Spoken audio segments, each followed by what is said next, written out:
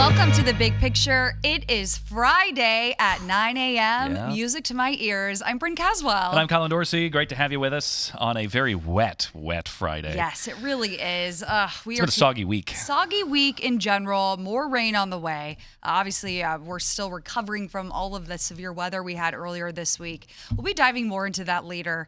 But we're also talking with the BBB today about post-weather scams. Right, We know this is an opportunity where scammers go door to door and they try to take people's money. They slide in immediately. Yes, immediately after something like this happens. But also, it's back to school season. The Franklin County Sheriff's Office joins us talking, kind of getting ready to send the kids back to school, some safety tips to keep in mind as you start hitting the roads for that. We're also talking some DUI checkpoints as well. We are, and it's a busy weekend in Central Ohio. We So have the much going Food on. Truck Fest, there's the Reynoldsburg Tomato Fest, and there's the Women and Girls Festival happening as well. And those organizers will be joining us to talk more about that event and why it's so important. It's held every year in the community. You have been waiting for the Reynoldsburg Tomato Fest, and you're going to miss it. I know. I'm not going to be here for it. I'm sad. Oh, it's so funny. A couple weeks ago, remember we were like, we interviewed them early. Right. Which...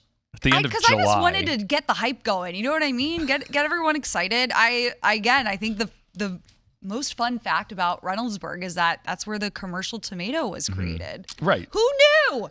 I love it. Yeah, so they've got all sorts of things going on this weekend, so you can head out to Reynoldsburg. The Rotten for Tomato that. Toss. Yeah. I mean, it's going to be a lot of fun. And the Rotten Tomato Toss is going to be that could be fun with all the rain. I don't know. I hope this rain stops. That's for sure. And we know, other states are being hit neighboring us. I mean, Illinois, Indiana, severe flooding, similar to kind of what we saw in Perry County. And I know Cincinnati is experiencing serious flooding as well. Here's a look at some of that. Flooding from this storm has been relentless, hitting Illinois, Indiana, and of course right here in Ohio. Take a look at this drone video from Cornersville, Ohio. This is near Cincinnati. Water completely swallowing roads and homes, with floodwaters still not letting up. And this is dramatic scene overnight. Crews working around the clock, rescuing people from their homes as floodwaters continue to rise. You see someone's trying to get out of their home from their roof. Take a look at this video out of Fort Wayne, Indiana. The flooding there so dangerous. Law enforcement was forced to pause the search for a missing teen who hasn't been seen since the water started rising. And now another round could be on the way. Parts of Illinois and Indiana, already battered by severe weather, are bracing for more. Both states now under states of an emergency as crews race to respond. It was like a dream. I mean, I've never seen it before, ever. It's gone. I mean, I just went inside. The water was like 6 foot up on the walls. It's trying to be torn down. Yeah, I mean, there's nothing salvageable. I mean, it's gone. And if you've been awake this morning, obviously it's been raining throughout the day. And we're bringing in our meteorologist, Justin Gertz here.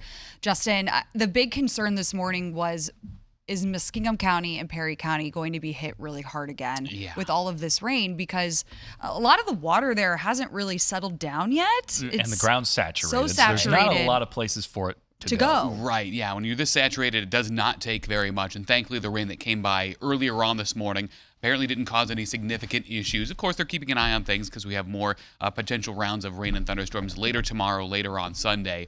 But thankfully, the rain that came by earlier was relatively light enough and short enough when it did come down at a pretty good pace that it didn't cause any significant issues for them. Of course, I'm sure people there, anytime it rains now, are kind of like, oh my gosh, like, can we just not? But thankfully, most spots got through with less than an inch of rain. We had some localized spots over an inch, a couple of flash flood warnings this morning in southeastern Ohio. Northeast of Athens, and then northeast of Jackson. A couple of potential road closures out that direction. But otherwise, a lot of us just kind of a wet, soaking morning earlier on. Now we have the leftover wet roads and things like that. Right. But rest of the day, we're going to be okay as far as that goes. Right. And we did get that tornado confirmation for the south side of Columbus. Yeah, EF1 tornado. So the enhanced Brigida scale is the damage rating goes from 0 to 5. So this was a 1. 0 being the weakest, 5 being the strongest. But of course, I was down on the south side yesterday, and it was just like, oh my gosh, like there's just so much tree damage, home damage. A gentleman took us into his house where part of a tree had gone through the roof. And, you see pictures of that, like, on TV or online. It's like, oh, that looks awful. When you see it in person, oh my gosh, it's like a completely different experience. So, EF1 tornado on the south side of Columbus. There'll be further details on the path length, how wide it was, things like that in the coming days. But they wanted to at least get the preliminary information out. And then Upper Arlington, straight line wind damage, 90 to 100 mile an hour winds. Right. That was the other thing I wanted to mention, because I was speaking with a friend yesterday, and she said she was driving through like the Berliner area when these winds were coming through. And she had a moment where she was like holding onto her steering wheel, and she thought, is this a tornado? And I said, nope.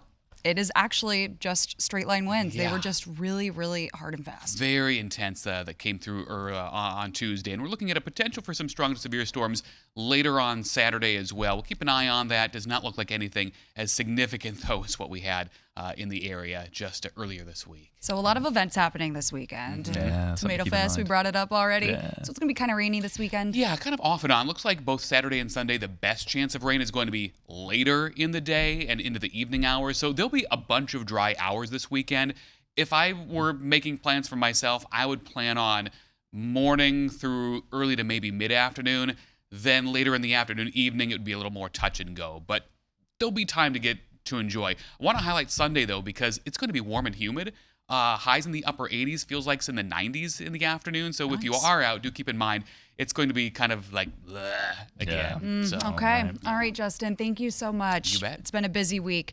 And now we want to bring up gas prices, because State Representative Troy Balderson of Pickerington, he put on Facebook that he was aware of trouble reports of price gouging at gas stations in impacted areas from the severe weather. And he said, quote, "Let me be clear, taking advantage of people in an emergency like this is unacceptable. As our communities work to recover, we will hold those responsible and accountable and ensure no one is exploited." And this serves as a reminder that if you're going to be, looking around for gas, if you have a generator that's running on gas, that can get expensive. But be cautious when you're looking around, shop around, use Gas Buddy or AAA to kind of see what the average is supposed to be within your county. So Right. just some tips right there Franklin for that. County right now, 441 on average. Delaware, 442. So that's kind of what you're looking at. I've seen 450 around the county pretty much right now. You said you got some gas the other day, I did. just below $4. Thanks to right? Sam's, Yeah. my Sam's Club membership. I think I paid $3.79 yesterday to fill up. I got to fill up, but I'm waiting. Yeah. So anyway, as we talk about this, people still trying to put their homes back together, figure out how to move on, and the unfortunate circumstance of these storms is that people will often prey on people's vulnerability in this time. Absolutely. So this morning, the BBB joined Tracy this morning on 10 TV News this morning to talk about looking out for these contractor scams, because they're ready to jump as soon as these storms hit. What's the single biggest red flag that somebody at your door or in your neighborhood is up to no good? It's the urgency. They want you to make a decision before you've had a chance to do your research or to talk to anyone else, or to even follow your gut sometimes might be telling you not to do it. But they give you that sense of urgency. We say it's either a carrot or a stick. They either tell you that there's a great deal because they're working in your neighborhood already and they'll give you this fantastic price, or they will tell you that if you don't take advantage of it right now, there's going to be worse damage done to your home. And so there's really that urgency that they want you to just make a decision. I always find that they say so-and-so on another block, Right, who I don't yes, know, yes. is already working with Right, them. they're working on your neighbors, yes. So if you do sign on with a scammer or it's a bad deal, what can you do? Yeah, so it's really important to know that you have a 3-day cooling off period. So it's enforced by the Ohio Attorney General's office. So if you make that decision, you have 3 business days to decide that you do not want to proceed. And that can be for any reason. You can change your mind. The contractor, the door-to-door salesperson, is required to tell you that you have a right to cancel. They are required to give you that notification. And if you make the decision to cancel, if you made any down payment whatsoever, they have to refund that within 10 business days. So you do have that cooling off period if the purchase was over $25 for a door-to-door contractor. And it's 3 business days. So if they come on Saturday, Right, you I still still have have till Wednesday? Correct. Okay, I want to yes. get that clarification. Right, yes. So when they come to your door, you're usually cooking or doing whatever you're doing in your house. I mean, how can you quickly verify that they're legit? So one way we always say, these storm chasers, we call them, who show up at your door and are taking advantage of that neighborhood that was hit. A lot of times they're out-of-town contractors. So if you look at the truck, they might have an out-of-state license. license plate. Sometimes they don't even have identification, like a business name or a logo on their truck. So those are kind of red flags that you want to look out for. You can always get on bbb.org pretty quick. You can get on your phone or on a computer and find out if they are if they have the information in BBB. You can look up a lot about them. So you can also check on their licensing to see if they have a license to work in that neighborhood. I know it seemed to me if they're legit and you say, let me check my phone, they'll be like, yeah, go ahead. Yeah. I mean, right. Yeah.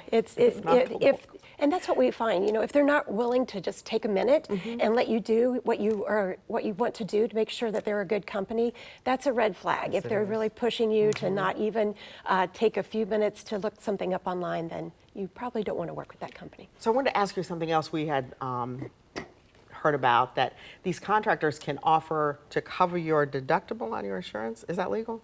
Well, I'm not an insurance expert, but I would question that with your insurance company before you proceed. It's always good to involve your insurance company in any repair as soon as possible, because a lot of times they'll have a process that they want you to follow, and if you don't do exactly their process, it could put to risk your claim. And then, is there ever a time, I mean, how much money should a homeowner agree to pay up front? Yeah, so we always say you want to spread out your payments. Most contractors are going to ask for a deposit, but you never pay in full and never pay in cash. So spread those deposits out as the work is being completed, and save that final payment for after the work is done, when you've had a chance to inspect it, to make sure they've done all the work they've agreed to do. So I'm giving you a deposit. I am not giving you the full $500, whatever. Correct. And we say it's always best to use a credit card as well, because if for some reason they don't do any work, which happens sometimes with scammers, the credit card company may be able to help with some recourse, where if you paid in cash or a check, it's really, the money's pretty much gone right away. Okay, and remind us of your website again. We'll make sure it's linked to ours. bbb.org. It's pretty easy to find, and there's a lot of information available. All right.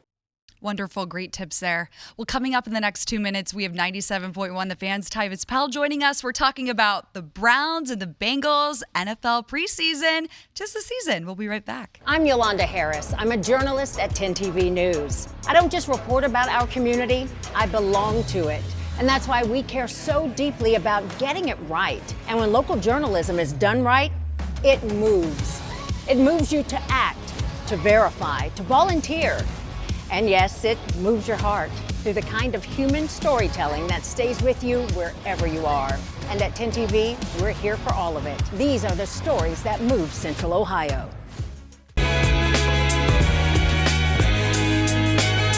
Welcome back to The Big Picture. I'm Bryn. This is Collin, and we are now joined with 97.1 The Fans' Tyvis Powell. Hello. Hello. How y'all doing today? Good. It's Friday. We love Fridays around here at Studio B. Best day Friday of the is week. always a good day. I want to take this time out to wish my partner, T-Bone, happy birthday. Oh, it's his birthday? Yeah, he's in New York. I made the joke that, big jolly guy, white beard, Santa Claus. He's in the North Pole. Yeah. Fair I enough. hope he's having fun celebrating. Well, you're going to have a fun weekend, aren't you, up in Cleveland? Yeah, I will spend all of tomorrow. I got to get up there. We start pregame. For my part of pregame starts at 11 to 1. Then I'll watch the game, and then I'll handle postgame. So hopefully the Browns do well, because if they do well, the postgame calls that we take goes easier. If they do terribly, it's going to be a stressful night. So look out for me. When you out on that field, if the Browns players are watching this, when you out on that field, think about me and my life. You can make it so much easier if you just handle business. Just do well. That's it. I'm not asking for a lot. They pay you well, Facts. On the other corner of the state, what are we watching with the Bengals? Yesterday was pretty good. I mean, I went out there and I watched how they went out. I know that a lot of the defense, especially on the D-line, didn't play in that game and stuff like that, but I thought that they made plays. The offense looked good. It was nice seeing Joe Flacco take him down the field and get a touchdown. I forgot that he was still Joe there. Flacco. I know. Joe, it should be like stealing for Joe. Yeah, He going up against 2s and 3s. It should be nothing to him. But it was good to see those guys in rhythm like that. They look good. I still got them. If that defense is top 5, I still say If Cincinnati's defense is top 5 and Joe Burrow stay healthy, which he got sacked yesterday too, so I was kind of scared about that. But if that happens, that is a team that will make the Super Bowl this year. Okay, you heard it here first. Yeah. Well, second. You've said it a couple weeks ago. Okay, so you were at OSU's football practice yesterday. I was. What were your biggest takeaways from watching? So I wanted to see the running back room, and I wanted to see if Bo Jackson was running with the 2s. Yesterday, he was actually with the 1s. Him and Jacoby Jackson was rotating at the 1. And Isaiah West had a yellow jersey on, meaning that he's hurt or something like that. He can't get contacted. So I think that might have played a factor into it.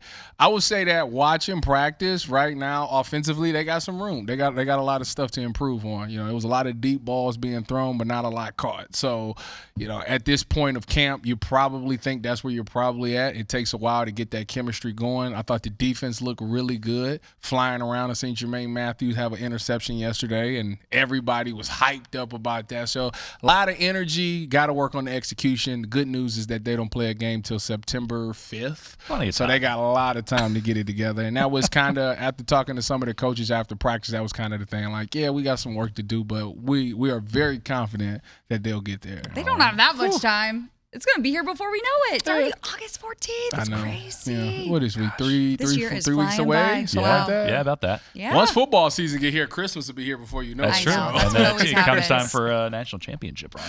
Again. Oh, my gosh. Yeah. It feels like Maybe we can do yesterday. it. All right.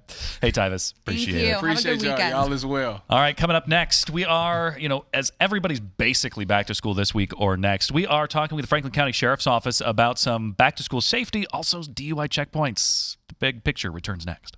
I'm Tracy Townsend, anchor at 10 TV News This Morning. My goal is simple, help you feel informed and connected. Because when news moves fast, you need a team that moves with you. Make the move to 10 TV News This Morning, weekdays from 5 to 9, anywhere you watch.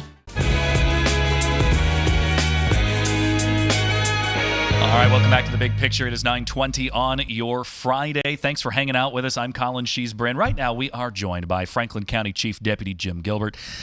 Chief Deputy Gilbert, thanks so much for coming in. So school, a lot of kids went back this week. Columbus starts next Thursday.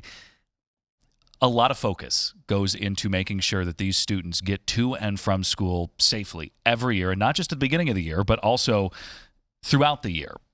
What are some things that people really need to keep in mind right now, especially because it's a big adjustment? We've gotten used to 3 months of out of school. Now we're back. When it comes to safety on the roads, keeping these kids safe, what do we need to keep in mind? Thank you. I appreciate the opportunity to be here. I thought I was actually coming on to talk about my Bengals, but that's no, I'm just kidding. I'm just kidding. Sheriff Dallas Baldwin, the Franklin County Sheriff, has put a huge emphasis on enforcement, visibility, especially when the kids are going back to school. Obviously, our biggest concern is for everyone to be slowing down, be mindful of when school zones are being enforced, where the lights are flashing. Take that opportunity to slow down, put the phone down, remain very vigilant, don't be distracted, and just pay attention to your speed, pay attention to your surroundings, because with school back in, obviously the biggest concern we have is for everyone's safety, the motoring public as well as obviously our children's safety. So for the next several weeks, we've put a huge emphasis on being very visible in school zones where we have primary responsibility in our townships and in unincorporated areas of Franklin County. So big push there, and we're going to have extra eyes at those locations. We will be issuing citations.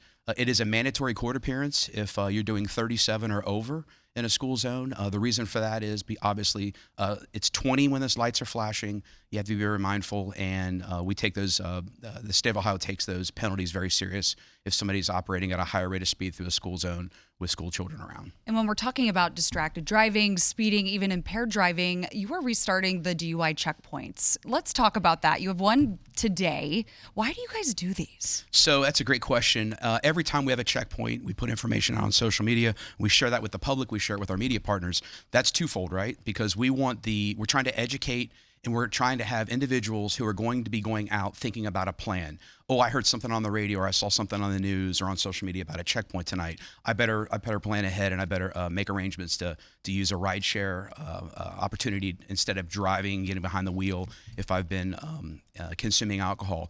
The other requirement is the U.S. Supreme Court. U.S. Supreme Court makes it very clear that if law enforcement jurisdictions throughout the United States are going to run checkpoints, that there are certain criteria that we have to follow to be compliant with their ruling. So we make those notifications 5 days out. we notify everybody that we're going to have a checkpoint in Franklin County. 3 days out, we put a reminder out, and then the day of, we actually put the location out. So tonight, the checkpoint will be out. We'll be out looking for educating the public and removing impaired drivers in the area of the city of Worthington, in the area of North High Street, just south of 270. It's twofold as well, because we have to run those checkpoints in order to receive our grant funding. With those checkpoints come the opportunity for us to also put additional cruisers out to look for impaired drivers throughout the week. So we have 26 law enforcement agencies that are part of the DUI task force here in Franklin County, and we have 6 partnering agencies that are non-law enforcement but are public service related. The clerk's office, prosecutor's office, as well as the engineer's office, as an example. How does the sheriff's office measure success when it comes to these checkpoints? Well, the thing about DUI enforcement is you never know. When you remove an impaired driver from the roadway, you don't know if that person was going to go down the road, go left to center, and strike someone. Just this past week, we had a sheriff's vehicle hit by a drunk driver. So last year we had a DUI careen through the checkpoint, wiping out cones.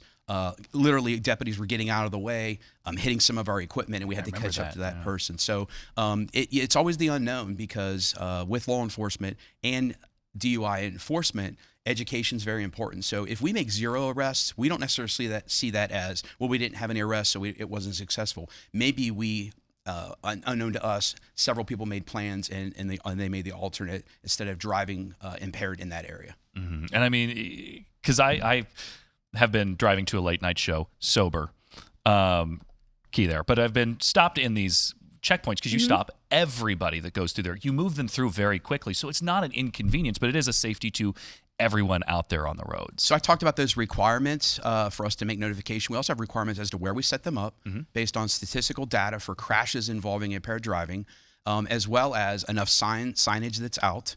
We have to provide the opportunity for somebody to turn off rather than drive through the checkpoint. And then what we do in those checkpoints, we don't check every car. We start off checking every third car. So sometimes you could be pulling through and just receive a flyer and be asked to just drive straight through, or you could be stopped. We only stop cars for 10 to 15 seconds. Yeah, it's really fast. It's very fast. So what we're looking for there is just to make sure somebody has a valid driver's license and that somebody hasn't been, we ask a couple questions. We're looking for those signs of impairment. And then if not, you're on your way. And for someone who still thinks, oh, I've only had a couple, I'm okay to drive and get behind the wheel, what's your message? My message is that if you are even considering that, then there's probably a good chance you need to use. In today's environment, it's so easy. You've got your phone. Nobody doesn't have a phone. The availability to have a rideshare app on your phone or get a ride. And we partner throughout the year at certain holidays with businesses that will provide free rides as well. So it's just, people need to think ahead, and it's uncalled for. It is a choice that you're making. And it's very expensive. If you get arrested for OVI, used to be $5,000 or $6,000. Now it's up to $10,000 between hiring an attorney, your fines, working through all of the suspension issues. It's very expensive. So that's what I always say. A rideshare is always cheaper than your legal expenses. Right. And I mean, the restrictions have gotten more and more restrictive as time has gone on. I mean, there are many countries, if you are someone who likes to travel, if you've got a DUI on your record, you cannot enter. I mean, there are long-term consequences to a DUI. Right. And 34% of our fatal crashes we average in Franklin County at the sheriff's office that we investigate, it's an impaired driver that's involved. And we're not talking about just alcohol. We're also talking about with the passage of legalization of marijuana, we're seeing a lot more daytime. I mean, DUI arrests are being made all hours of the day. It used to be something exclusively during third shift hours for law enforcement, but we're making them all throughout the day. We're seeing impaired driving. Right. Okay. Driving while intoxicated. And that can be a variety of things, Okay. Do you have another question? Yeah, I do. This? Not about this. Okay. I was actually about to change topics. Okay, yeah. About the Bengals? Let's switch about gears. The Bengals? No. Not the Bengals. Okay, all right. But obviously with the storms this week, the county all around it, especially the south side of Columbus, has seen a lot of destruction. It has caused a lot of traffic signals to be down. There's been a lot of resources called in from the Sheriff's Department, Columbus Police. How is the Franklin County Sheriff's Department, Franklin County Sheriff's Office, working to help this recovery effort? Well, Sheriff Baldwin is very committed to augmenting and assisting and supporting our suburban partners throughout the county. Obviously, the city of Columbus has a very large division of police. We responded to the south end and assisted them with going door to door and checking on people's safety. that were impacted by this area, in the area of Parsons and Hinman, all through the south side. So we were we responded. I actually was down there, responded to the command post, and then helped set up. Our drone unit was used to assess some of the damage, assisting Columbus Division of Fire. Several drones were actually used. The winds were still kind of high, and we were waiting for another storm to come through. So having the helicopter available was not available. So it's an effort. We work very well here in Franklin County with public safety partnerships through the county EMA, through the city, through the county commissioners. We are very well versed in how to operate very quickly under incident command standards that are national standards. You guys talked earlier about OSU football. The public safety partnerships for a home game is unbelievable. I mean, we have people from all around the nation that come in to see how well we do it here. So anytime we have an incident that came through, like the weather on Tuesday, it's all boots on the ground. We hit the ground running, and everybody already knows each other. We're working very well together, and I can rest assured for the residents here in Franklin County and throughout Central Ohio, law enforcement, public safety in Central Ohio, we're very good at what we do. We pride ourselves on that. Right? Absolutely. And so you said you were out there. What are some of the challenges that people are facing who are impacted by these storms? To be quite honest with you, the power, which you guys talked about earlier, obviously a lot of power is out. So just look out for one another. A lot of people are impacted by this. Again, the power of social media. I've seen some things going viral with individuals that are out helping. I will tell you, you guys talked about it earlier, the scams definitely will go way up. We see that. That's one of the first things we have to do as law enforcement is alert everybody to be very cautious of that. So, but what we're seeing is the community come together. A lot of people that have been impacted by this, obviously, it's hard for them because they have families. They had to go to work. Now they have to stop what they're doing. They're taking a loss income-wise. So the availability to look out for one another and be there for each other is very important, and that's what we're seeing. All right, Chief Deputy Jim Gower, thank you so much for coming on today. Thank you. It's a privilege to be here, and everybody have a great weekend. And remember, if you're going to be out tonight, we have a checkpoint out. Please make sure that you've got a plan. Yes, absolutely. Thank you so much. Thank you. All right, well, coming up, the Columbus Women and Girls Fest is back, celebrating the women and girls making a difference across our community. We are joined with the organizers to talk about what's new this year. We'll be back in 2 minutes. I'm Jeff Hogan. I've been a journalist at 10 TV for more than 20 years. I don't just report about our community, I belong to it. And that's why we care so deeply about getting it right. And when local journalism is done right, it moves. It moves you to act, to speak up, or lend a hand. And yes, it moves your heart through the kind of human storytelling that stays with you wherever you are. And at 10 TV, we're here for all of it. These are the stories that move Central Ohio.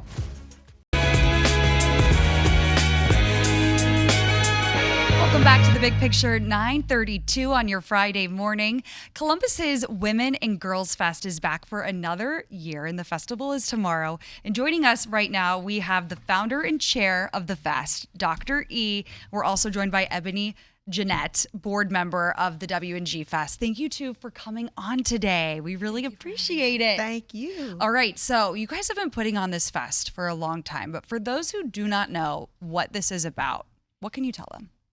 The Columbus Women and Girls Fest prioritizes women and girls, but also invites the entire Columbus community to uplift arts and education and entrepreneurship and community wellness for women and girls in Columbus. And this is the 9th year for the event? This is the 9th year. That's a big deal. I know. I'm so excited. How's it changed from what it was 9 years ago? Oh, well, we started as an after-school club on the east side, and we wanted to open it up to the community. So, of course, the first time we did it, it was just the people who were in the after-school club and their parents. And so it's been constantly growing ever since then, and we've been able to get the Columbus City Council and other locally invested organizations to, like the Women's Fund and I can't AEP. think right now, but I'm sorry. AEP. AEP, yes. Yeah, a a lot of community supporters. And Ebony, what does it mean to you as a board member for the Women and Girls Fest to see that, this is a festival that's more, that's more than entertainment. There's so much that goes into it. What does that mean to you? It means a lot to me. It means that there is true power in community building when you can bring together people from all different walks of life, all economic backgrounds, to celebrate and to also encourage youth. We have the Empowering Young Voices mentorship program incorporated into the festival. So these girls work tirelessly throughout the year on their art, and then they present at the festival as like a culmination of all of their hard work. So it's just really incredible to see them, go through a period of growth as artists themselves, and also to see how much support that they have in the community. Absolutely. It's been really impactful. Yeah. And this year's theme is connecting through cultures. Yes. Yes. What does this mean? Why'd you pick this theme? Because we really want people to know that the Columbus Women and Girls Fest, even though it is geographically located in the Near East Side, and it's a predominantly Black community, we want people to know that we want everybody in Columbus to be a part of this festival, that we want to cherish each other's cultures.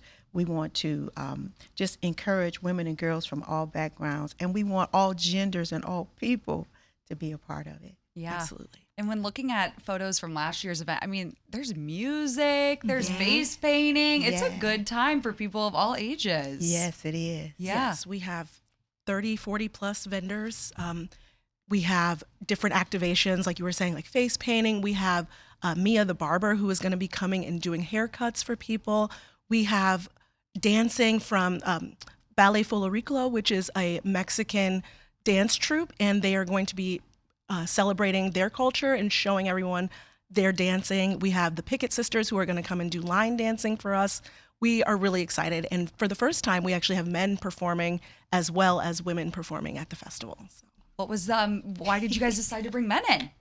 Well, we want to open it up to everybody, Yeah. We do. And Absolutely. we want them to share that message that, we all are here to support women and girls. Definitely. And so Tank and Norman, they're headlining this year's festival. Yes. Tell us a little bit more about them. Oh, I really love Tank. I got introduced to them through the Tiny Desk, NPR Tiny Desk concert. They won one year. Tiny Desk concerts. And she is such a presence. She's a spoken word artist. She's a singer. She's a bit of an actress. And the group is just really innovative. They have innovative music. And I like the fact that there's a woman fronting the band. Yeah. And when you guys are doing the work in the community that you do, just apart from this festival, what are some of the challenges you're seeing among young women and older women right now in Columbus? What are they dealing with a lot that you're stepping in to help them with? Ooh, so many things. I think one of the things is violence in the community. I think that is an issue. And so our community education workshops this year are all about preventing violence in our community. So we have the City of Columbus Office of Violence Prevention. They're doing 2 workshops, one for adults and one for middle and high school students. So that's really a big one for us. And it's so pervasive, like we don't even realize how we speak. The language that we use is violent sometimes. And so just some of the ways that we talk even to each other. So we have to learn just how to embrace each other's humanity and try to just get control of our emotions and all the pressures, because young people are under a lot of pressure, and they're so much influence from social media, and just entertainment is it's so hard to regulate what age groups are exposed to, so just all of those different things are pressures for young people. Yeah. And not even just young people. I think a lot of people, all ages, are under pressure and, really need professional, therapeutic support, economic support, the educational support. Right. And a group of people to talk to. Definitely. Just let those emotions out, bounce ideas off one another. That's so important to provide that space. And then there's some empowerment there because it's open to all ages. Yes. You're going to have girls there with women, and you can have that great sharing conversation to help uplift maybe some younger girls who are, trying to figure out what are their next steps in life. Exactly. Yeah. Definitely. Definitely. Well, anything else you want to let people know about this event happening tomorrow? Yes, tickets are pay what you can. Yes. Okay. And they are accessible online at our website, which is edforfreedom.org. We are rain or shine. So please come on out. Rain or shine. Yes. I love it. Well, thank you guys so much. It was a Thank pleasure having you you. on today. It was a pleasure to be And here. good luck Thank this you. weekend. Thank It's going to be a you. great turnout. All right. Thank you so Coming up, much. we are talking with two parents who have turned their pain into a way to help future students. That's in 2 minutes. I'm Tracy Townsend, anchor at 10 TV News This Morning. My goal is simple: help you feel informed and connected. Because when news moves fast, you need a team that moves with you. Make the move to 10 TV News This Morning, weekdays from 5 to 9, anywhere you watch.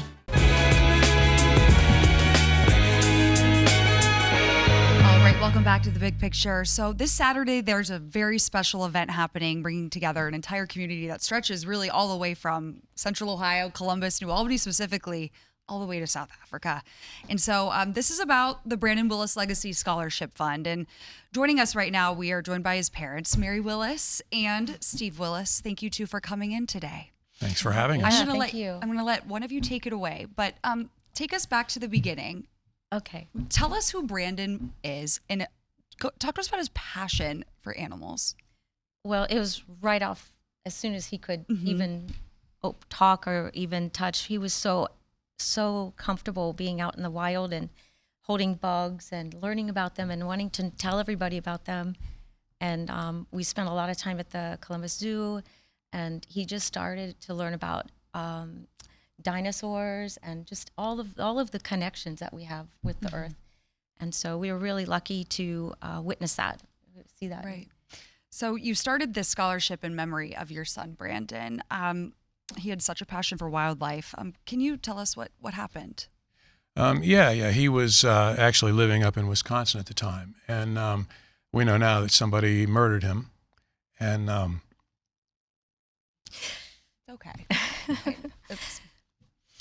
So anyway, that's why he had taken a trip over to South Africa to go on one of these safari trips, and he loved it. I mean, it was a life-changing experience for him, and that is, of course, why we decided to go ahead and create the Legacy Scholarship Fund, so that other kids, other students, could go over there as well and experience what he experienced and have that same sort of, hopefully life-changing time. Right. And looking at these photographs, and then there's this one that's here on the table, that he had a passion for these animals. And I mean, looking at some of those photographs from his trip to Africa, I mean, it looks like it was something that he truly enjoyed. Yeah, absolutely. Everything. He made everything a joy.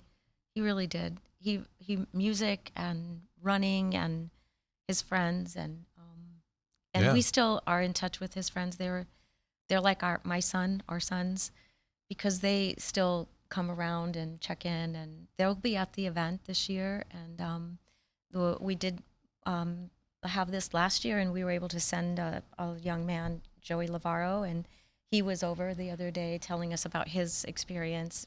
And he'll be there at the event as well, and some of his photos will be there this year as well to auction off. And why is it so important to offer this, to be able to send more young students like Brandon on these trips as a kind of a way to, really remember him and keep his love and passion going? Yeah, for sure. You see it everywhere when you look at the photos and all the stories you hear of people talking about their experience. But I do feel it's important that if you get a chance to look and read about the Original Wisdom Program, they certainly tell us a story about how we are all connected in some way and how this all evolves from the earth up. And it's and Sandy Reed, we have to mention Sandy Reed. She was the teacher from New Albany who put the STEM program together in the first place. Yeah, I was going to ask you, how did this even come about? That's amazing that New Albany sent students over there. Yeah. I mean, it was really great because the program, it wasn't just about photography. They incorporated digital photography. They did robotics. They did so many things. For example, they were supposed to, they did tracking. Conservation is a big part of it, so they learned about conservation. They went over there and they were going to inoculate baby white rhinoes while they were there. Wow. So it's actually a very expansive program that does a lot of things. Like Brandon's, he had a robot that he made that went right up to a white rhino, in the bush, and he got pictures of him, this close, and it was a very, very cool thing, They dropped the rhino off from that photograph of them in the Jeep there that you're showing, that one right there, right? Yeah. Oh, there it is. There he is. He's so little. That's Brandon right inside the door. That Jeep is so big looking. How old was he on that trip? 17. Yeah. 17? Okay. Yep. Yeah. And so for folks who want to get involved, who want to take part in this event, where's it going to be? How does somebody get involved? It's on the website. So all right. So it's going to be in Albany at Thompson Park. All right. It's Sunday the 16th. This coming Sunday. It's from 4 to 8. You can find out everything if you go to Brandon Willis Legacy Scholarship.com. And on there, there's not only everything you need to know about the event, but also, if students want to go ahead and apply for the scholarship, they can do it right there on the website as well. Because, we're collecting applicants for the next kid to go over, or kids, It's probably expensive, right? It's very expensive. Yeah. It's very expensive. And last year we made enough money with our fundraising and donations to send our first student over, and that was very exciting. And so we're hoping to do more of that this year and continue on as we go. Before we let you go, what is something that for folks who don't know about him, that you'd like people to know about Brandon? I think the thing that comes to my mind right off the way is Brandon was a unifier, and you could see that in all his friends. And he really was someone that had a love of life and joy, and he had joy giving that joy back. You can see it in his friends. Yeah, absolutely. He was an amazing boy. Yep, that's Brandon. Well, good luck this weekend. Thank you so Thank much. you so Thank you so much for coming in. You guys Thanks for are having us. So helpful. Of course. All right. We're back in just a moment. The 10 TV Plus TV app, streaming 24/7. Local news from the team you trust. Track how the weather will impact your day. Breaking news, live from the scene. All the news you need. 10 TV Plus. Download on your TV and watch for free.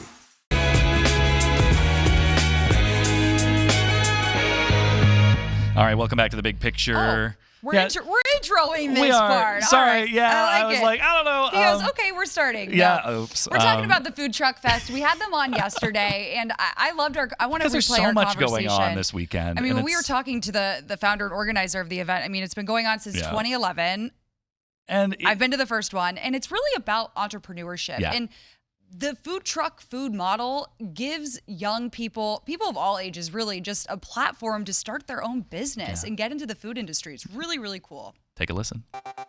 Bringing in Chaz Kaplan, the founder and owner, the all-around man of the hour when it comes to the Columbus Food Truck Festival. So, kicks off tomorrow out at the Franklin County Fairgrounds. Huge event if you've never been. It's a great time. Love the good food out there. When it comes to this year's, is there anything new and exciting that you're really looking forward to? Oh, we've got a ton of new and exciting. We've listened to the feedback from social media, comments, things like that, surveys. First, every food vendor is selling Pepsi products. So that's something new, where it was just our little bar set up. People were like, why do we have to go to two different places to get drinks and food and buy? All at one place at this point. That's great. So that's first. Second is much upgraded Kids Day on Saturday from 11 to 4 p.m.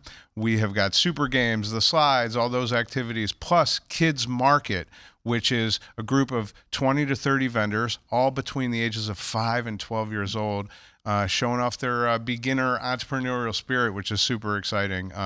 Tomorrow night from 6 to 9 p.m., we've got Jordan from Love is Blind, so that'll be fun. He's doing his guest appearance and giving out some of his mom's chocolate chip cookies. And then Saturday, on top of our great music lineup and our 45 food trucks that we have, I've got national headlining artist DJ Logic with Robert Randolph and friends. He just won his second Grammy. If you're not familiar with that, slide guitar, jazzy blues, kind of rock and roll. It's awesome. We've got the Waterbird VIP. We have got the Seventh Son Beer Garden. There's so much going on. Right. Yeah. And when we were talking, I was talking to you about, I went to the very first food truck in 2011 Fest in Columbus.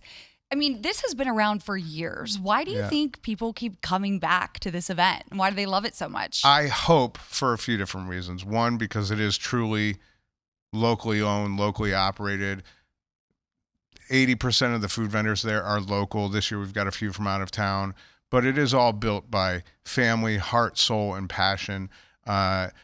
giving to local nonprofits. I've donated $115,000 over the last 15 years to local nonprofits.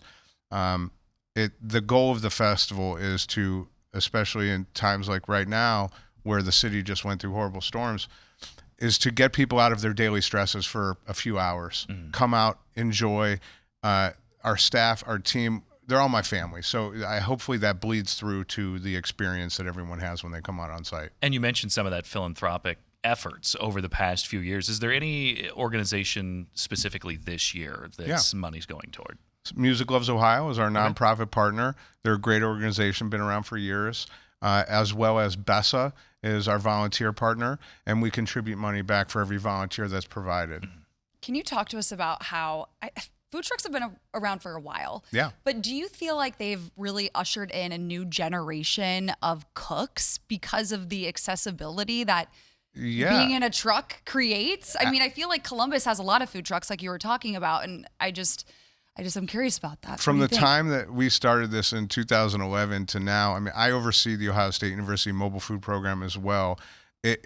I wouldn't say that it's created a new generation of cooks. It's created a new generation of entrepreneurs that were once cooks in the back of kitchens but wanted to own their own business, and this is a more affordable way for them to do it, and they're doing it in droves. Yes. Right, and what you said, 45 vendors this year. Most of them are from the Columbus area. I mean, there's a few that have come from out of town. Yeah.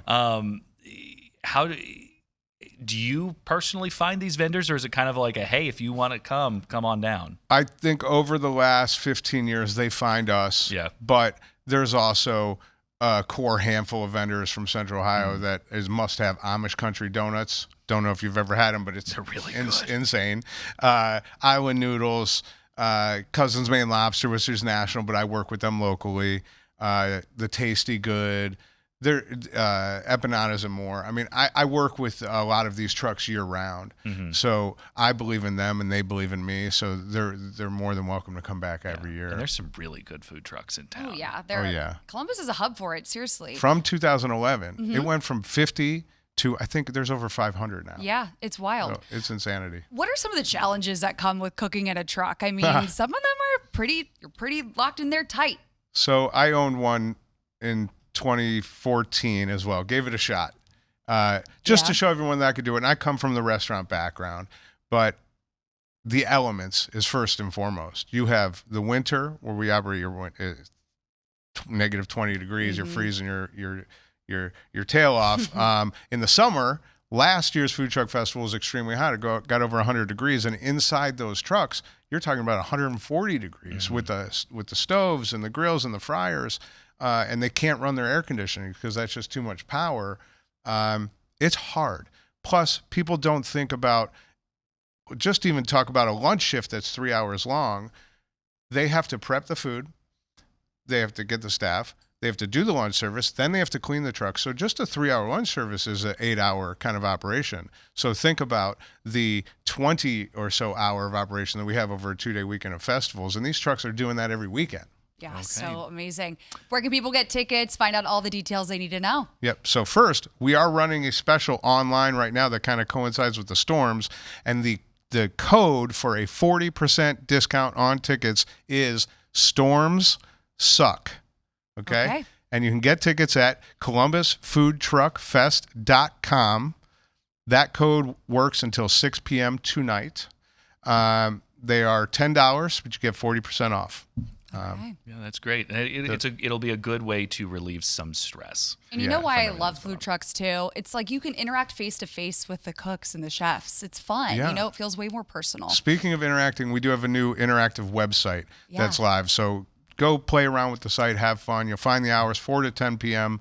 Friday, 11 a.m. to 10 p.m. on Saturday. Awesome. So that ticket code, not valid since that was taped yesterday. But you better be hungry this weekend because there's a lot of food options in town. I know, and there's a couple food trucks in town I love. What's your favorite? You know, it depends on what I'm like feeling. But there's one that's there's the like Vietnamese one that like does the banh mi sandwiches. Oh yeah, love that. And then there's the Cupzilla truck. I know that one's like a chain truck, but I love that one. Cupzilla. It's like noodles and like sauce. Oh my god, it's so good. There's this food truck. I don't even know the name, but it sits outside of Ziggy's, and they have all their food's halal. It's really good. There's a Mexican food truck in Victorian Village. It doesn't Yeah. move. It's there on, I think it's either It's King at or the Fifth. VP. Yeah, and it's so good. I drive by it all the time. Yeah. All the time. Always that like, being what's said, going on we're there? always hungry. That's it for us. Have a great weekend. Be safe. We'll see you Monday.